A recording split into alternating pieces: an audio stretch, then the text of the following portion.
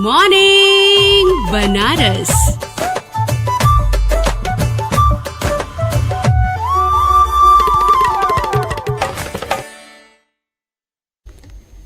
सर्वमंगल मांगल्ये शिवे सर्वार्थ साधिके शरण्ये त्र्यंबके गौरी नारायणी नमस्तुते। जय माता दी बनारस।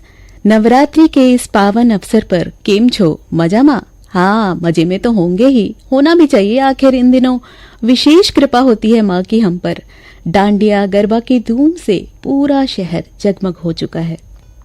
आज है 28 सितंबर 2022 और स्टूडियो की घड़ी में सुबह के 7:47 हुए हैं। आप सुन रहे हैं बनारस का number 1 show good morning Banaras. मैं प्रोग्राम की होस्ट चित्रा आप सभी का स्वागत करती हूँ। दोस्तों, नवरात्रि में देवी के अलग अलग स्वरूपों की पूजा की जाती है। प्रथम शैलपुत्री, द्वितीय माँ ब्रह्मचारिणी, तृतीय माँ चंद्रघंटा, चतुर्थ माँ कुष्मांडा, पंचम माँ स्कंद माता, षष्ठी माँ कात्यायनी, सप्तमी माँ कालरात्रि, अष्टमी माँ महागौरी और नवम माँ सिद्धिदात्री। इन सभी देवी के रूपों की आराधना से हमारे जीवन में सिद्धियां प्राप्त होती हैं और हम संसार के समस्त दुविधाओं से पार हो जाते हैं।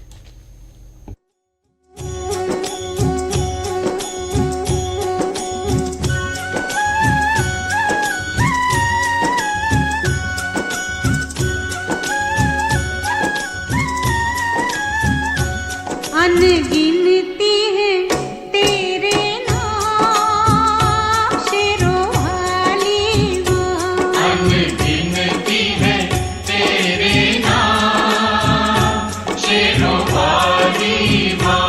हर नाम को लाखों प्रणाम, शेरों वाली माँ। हर नाम को लाखों प्रणाम, शेरों वाली माँ। ज्योति वाली माँ, ज्योति वाली माँ, शेरों वाली माँ, शेरों वाली माँ। अनगिनती है तेरे नाम, शेरों वाली माँ। हर नाम को लाखों प्रणाम, शेरों वाली माँ।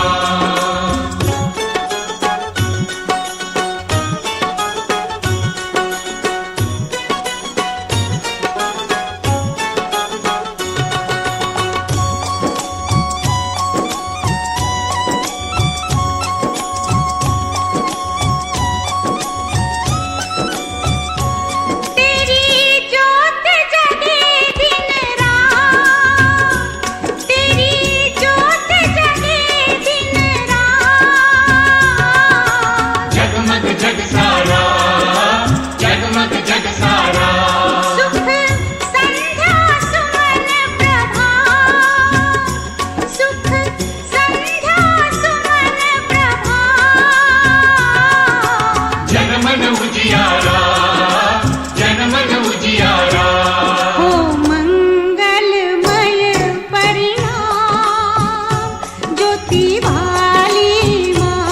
अनगिनती है तेरे नाम, शेरों वाली माँ। Good morning Banaras. आप सुन रहे हैं आपकी वाणी आकाशवाणी। इस प्रोग्राम में हम आज आपको बता दें आज क्यों इतिहास है कुछ खास। आइए जान लेते हैं। लिख रहा हूं मैं अंजाम, जिसका कल आगाज आएगा। मेरे लहू का हर एक कतरा इनकलाब लाएगा। शहीद आजम भगत सिंह का जन्म आज के दिन 1907 में लायलपुर पंजाब में हुआ था।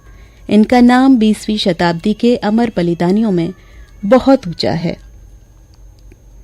पीएम मोदी ने इनकी जयंती पर चंडीगढ़ एयरपोर्ट का नाम शहीद भगत सिंह के नाम से रखने की घोषणा की है।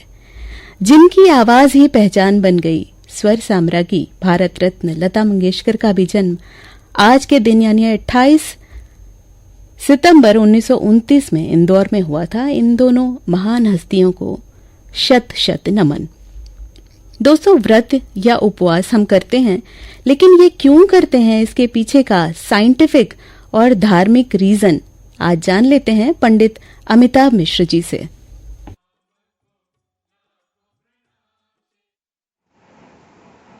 सनातन धर्म में व्रत और उपवास पर विशेष बल दिया गया है। उपवास शब्द पर विचार करें तो यह दो शब्दों से मिलकर बना है। उप का अर्थ है समीप और वास का अर्थ है बैठना, अतः उपवास का अर्थ है देवता के समीप तन्मयता पूर्वक बैठना। चूँकि इस प्रकार देवता के समक्ष बैठने से भोजन आदि की क्रिया बाधित होती है, इसलिए व्रत में प्रायः उपवास पूर्वक देवकृत्य का विधान किया गया है। पुराणों में इस बात का विस्तार से उल्लेख मिलता है कि हमारे ऋषि मुनि उपवास और व्रत के द्वारा ही शरीर, मन एवं आत्मा की शुद्धि करते हुए अलौकिक शक्ति प्राप्त करते थे। यजुर्वेद में कहा गया है, व्रतेन दीक्षा मापनोति दीक्षयापनोति दक्षिणाम, दक्षिणा श्रद्धा मापनोति श्रद्धया सत्य माप्यते। अर्थात मनुष्य को उन्नत जीवन की योग्यता व्रत से प्राप्त होती है, जिसे दीक्षा कहते हैं।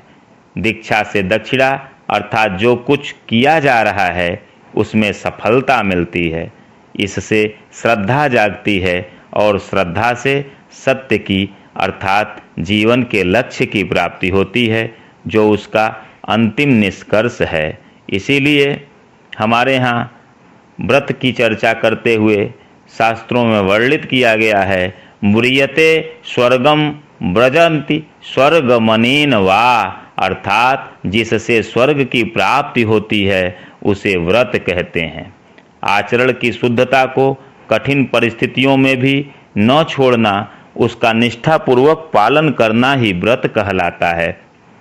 वस्तुतः विशेष संकल्प के साथ लक्ष्य सिद्धि के लिए किए जाने वाले कार्य का नाम ही व्रत है। असंयमित जीवन जीने के कारण जो अशुद्धियां और अनियमितताएं आ जाती हैं, उनके निवारण का एकमात्र सफल उपाय व्रताचरण ही होता है। अन्न की मादकता के कारण शरीर में आलस्य आने लगता है, जिससे पूजा उपासना से उत्पन्न आध्यात्मिक शक्ति नष्ट होने लगती है। व्रत से हमारा शरीर और मन शुद्ध बनता है, हमारा आत्मविश्वास बढ़ता है और संयम की वृत्ति का भी विकास होता है। आत्मविश्वास हमारी शक्तियों को बढ़ाता है और संयम से शक्तियों का व्यय घटता है। इस प्रकार हम यह कह सकते हैं कि व्रत और उपवास से आत्मशोधन और शक्ति दोनों लाभ प्राप्त होते हैं। इंद्रियों, विषय वासना और मन पर काबू पाने के लिए व्रत और उपवास एक अचूक साधन माना गया है। इसीलिए गीता में भी कहा गया है, विषया विनिवर्तन्ते निराहारस्य देहिनः। आज के युग में भी जो आधुनिक चिकित्सा पद्धति है, उसमें भी चिकित्सकगण व्रत और उपवास रखने पर जोर देते हैं तथा उनका यह मानना है कि व्रत और उपवास से अनेक शारीरिक मानसिक बीमारियों में लाभ मिलता है। सप्ताह में एक दिन का व्रत करने से हमारे आंतरिक अंगों को विश्राम करने और सफाई करने का मौका भी मिल जाता है, जिससे शारीरिक और मानसिक शक्ति तथा आयु बढ़ती है। इसके अलावा व्रतानुष्ठान द्वारा आधि भौतिक, आध्यात्मिक एवं आधि दैविक त्रिविध कल्याण प्राप्त होता है। बहुत ही अच्छी तरह विस्तार से जानकारी दी पंडित अमिताभ मिश्र जी ने, इनका बहुत बहुत धन्यवाद। अब बात कर लेते हैं अपने शहर बनारस की। आज नवरात्रि का तीसरा दिन है। आज मां चंद्रघंटा की स्तुति की जाती है। घरों में जहां विधान विधि से पूजा अर्चन कर दुर्गा सप्तशती का पाठ किया जाता है, वहीं काशी में देवी के 9 स्वरूपों के अलग अलग दर्शन का विधान है। शारदीय नवरात्र के तीसरे दिन बनारस के चौक क्षेत्र स्थित पक्का महाल की सकरी गली लक्की चौतरा के पास श्रद्धा विश्वास से भरे भक्तों की भीड़ से गली पटा पड़ा है। चौक स्थित प्राचीन माता चंद्रघंटा के इस मंदिर में जाकर मां के तीसरे रूप का दर्शन आप कर सकते हैं। पंचगंगा घाट पर चंद दीपों की टिमटिम के साथ शुरू हुई काशी की देव दीपावली अब लोकल से ग्लोबल हो चुकी है। आसमान को सितारों के जमीन पर उतर आने का आभास देने वाली काशी की देव दीपावली को देखने दुनिया भर के सैकड़ों लोग आते हैं। टूरिस्ट डिपार्टमेंट के अनुसार इस साल देव दीपावली पर काशी के घाटों को 10 लाख दीपों से रोशन करने की योजना है। ब्रांड बनारस और काशी विश्वनाथ कॉरिडोर के विस्तारित होने के बाद वाराणसी में टूरिस्ट की रिकॉर्ड संख्या दर्ज की गई है। बड़ी संख्या में टूरिस्ट का देव दीपावली में आने की वजह से टूरिज्म इंडस्ट्री में नई उड़ान आएगी। अब जॉब रिक्रूटमेंट्स के बारे में बात कर लेते हैं। बनारस में सूक्ष्म, मध्यम और लघु उद्योगों को मिलने जा रहा है नया आयाम। इस क्रम में एक जनपद एक उत्पादन यानी ODOP के उत्पादन, विपणन और रोजगार को लेकर 2022 से 2026 तक का खाका तैयार किया गया है। जगतपुर में बन रहे CFC का संचालन अगले महीने शुरू होने की उम्मीद है। इसके तैयार होने से साड़ी के कारोबार में 15% का रोजगार बढ़ेगा और रोजगार के और भी अवसर बढ़ेंगे। दोस्तों, बातें तो बहुत है लेकिन समय अलाउ नहीं कर रहा है अब आपसे और बात करें। नॉट टू वरी, हम फिर हाजिर होंगे अगले प्रोग्राम के साथ, आपके favourite program good morning Banaras में। और अब से कुछ ही पलों में यानी सुबह 8 बजे से सुनिएगा समाचार प्रभात। ठीक 8:30 पर विशेष मधुरिमा सुनना भूलिएगा नहीं। अपना फीडबैक दीजिएगा, प्रोग्राम आपको कैसा लगा pkldair@varanasi@gmail.com पर। अगले प्रोग्राम के वादे के साथ दीजिए इजाजत चित्रा को। Till then stay fit, healthy and keep listening आपकी वाणी आकाशवाणी। नाम गुंजाएगा,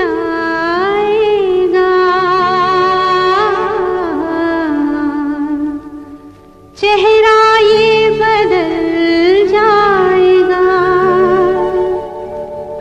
मेरी आवाज ही पहचान है। गर याद रहे, नाम गुंजाएगा, चेहरा ये बदल जाएगा, मेरी आवाज ही पहचान है। गर याद रहे,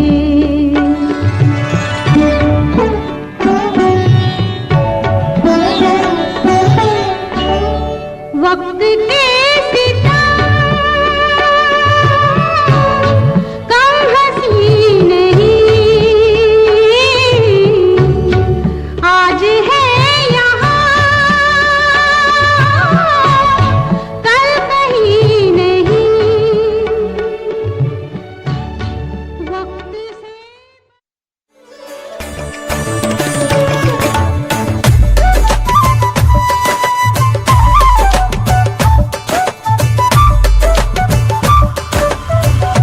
गुड मॉर्निंग बनारस।